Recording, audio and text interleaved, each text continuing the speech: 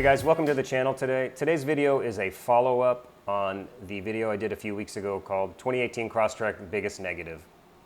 And I want to do a follow-up and share with you guys what I decided to go with as far as the solution for solving the little bit of an issue that I have a couple times a year when I don't have enough room in the car to take people and all the stuff that I need to transport.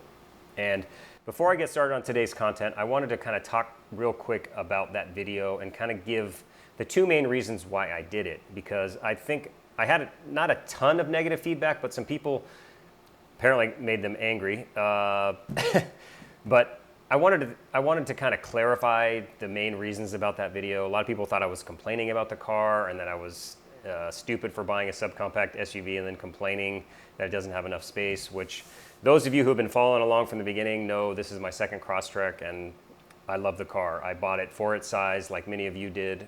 And there's just a few occasions when you have to carry 4 adults or 5 adults and you can't put your seats down where you run out of room in the Crosstrek. It's not a complaint, it's just reality. It's not a big vehicle.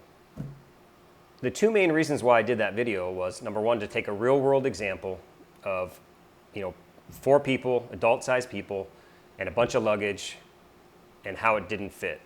It wasn't complaining that my luggage didn't fit. It wasn't complaining the car's not big enough. It was just, this is a real world example of how you can run out of room in the Crosstrek.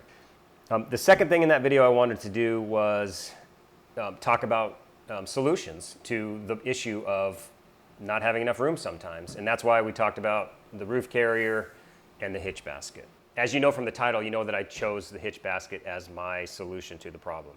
And some of you may be wondering, why didn't I choose the roof carrier or the roof basket, and why did I choose the hitch basket? And honestly, there are a few reasons for it. And really, let's talk about why I didn't choose the roof carrier stuff first.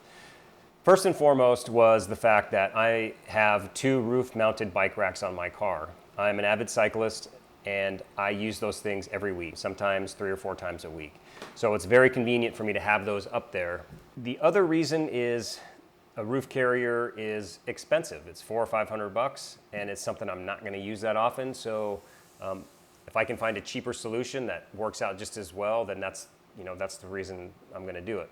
And finally, the third reason on the roof carrier itself is just storing it. It's a big item, and you got to find somewhere to put it. So I think it's a fantastic solution. And if I was transporting people and a lot of stuff all the time, I would certainly get one, and I'd just leave it on top and just deal with the bike situation. But for me right now, in my lifestyle, having the bike racks on the roof just makes more sense for me. And kind of the same thing with the hitch basket. Those are less expensive, and I like the way they look, but my lifestyle and wanting to have the bike racks on the top of the car kind of precludes me from doing that. So again, those are the main reasons why I didn't choose those. Why did I choose the hitch basket? The hitch basket's only $135. You can spend up to $400 or $500 on them if you want, if you get enclosed and all that kind of stuff. But I got a 20 by 60 hitch basket, and it's, like I said, $135.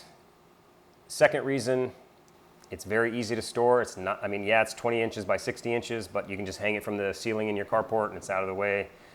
The third reason is it's really easy on and off. It's basically like putting a receiver into a hitch. You just put it on there, you're good to go. And as you'll see later, the one that I got actually folds up as well, so it's very convenient and will more than enough take care of the problem that I have once or twice a year of not being able to carry everything that I need to and people. So that's really the gist of the video today. Now that the table's kind of set, we're going to take a look at what comes in the box.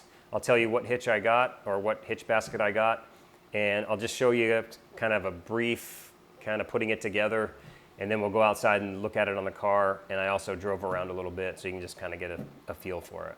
All right, guys, as always, thank you so much for watching. Let's get into the hitch. Had some audio problems, so I had to do this afterwards. I apologize if it doesn't match up. This is the Curt Hitch that I chose. It's 18151 from eTrailer.com. Fantastic folks over there. I've ordered from them probably 5 or 6 times, maybe more. And their customer service is excellent, and they have free shipping, so it's great. Not affiliated with them, but I highly recommend the website. This hitch is rated at 500 pounds of tongue weight, but our Crosstreks can only do 200 pounds. And this thing weighs about 50 pounds, so keep that in mind when you're putting stuff in it. It is 20 by 60 as far as size goes. Let's get into opening up the box and checking it out, and we'll do an assembly.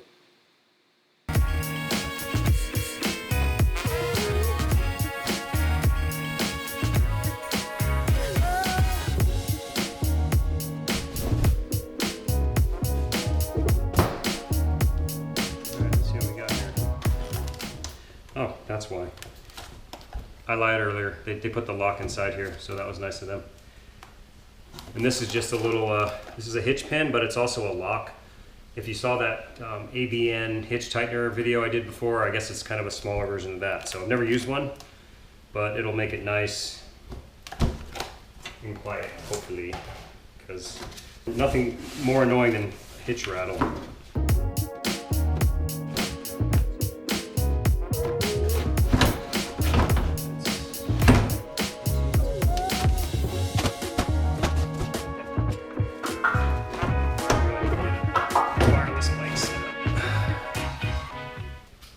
That must be one side of the basket. Instrucciones. Large.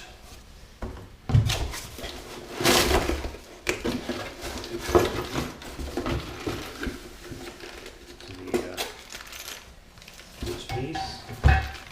Bag of nuts and bolts. Mounting brackets or plates of some kind. And this is the other half of the basket. All right, so what I'm going to do is I'm going to put this together real quick, and then I'll check back with you and I'll kind of talk about how I put it together. So that took me maybe 30 minutes, give or take a couple minutes. It would definitely go faster the second time. It's just a little bit fiddly, and the directions aren't exactly the greatest, but essentially the key is these come in two pieces, as you saw, and then there's that one kind of post that runs in the middle. Basically, get a bolt through, don't tighten it, turn it on its side, get the other bolt in, and you want to leave those loose. Very important to leave those slightly loose until you get this back plate on and this front plate on, because otherwise you're going to have a hard time lining this up. And then this guy here is just one big bolt that basically connects the hitch part to the basket.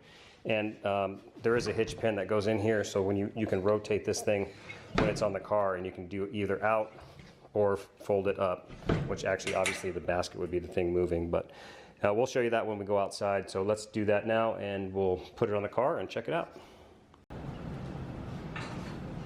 All right, install is very straightforward. I put the basket in the folded position, slide it in, just like you would a normal receiver. Put the hitch and the cotter pin in, and then there's another pin that goes here to keep it from folding, and or to keep it in the folding position if you want it folded. That's it. So that's really all there is to it. I think a couple minutes tops, and then if you want to store it up, same difference, slide it up, stick your pin back in, lock it out, and you can drive around. One thing to consider is when you have it stored in the up position, you can't open the hatch. So you just have to put it down to get inside the hatchback. All right, so let's talk numbers real quick, and let's measure this thing. It's 59.5 from end to end on the outside, and 20 3/4 wide. Internal is 19, and internal width-wise is 57 3/4. This sticks out about 34 inches from the back of the car. So when you're stored, from the bumper is approximately, I don't know, I'd say 1 3/4 inches. And then from your, let's do it here. From about here, let's just do it there, that's about 4 inches. And then from here out is about, this is about 13 inches from here to here. So I'm going to grab a couple items and stick it in here and see how much we can carry. So these are the famous suitcases from my last video. And as you can see, obviously I wouldn't carry them this way, but there's plenty of room. These are full-size suitcases.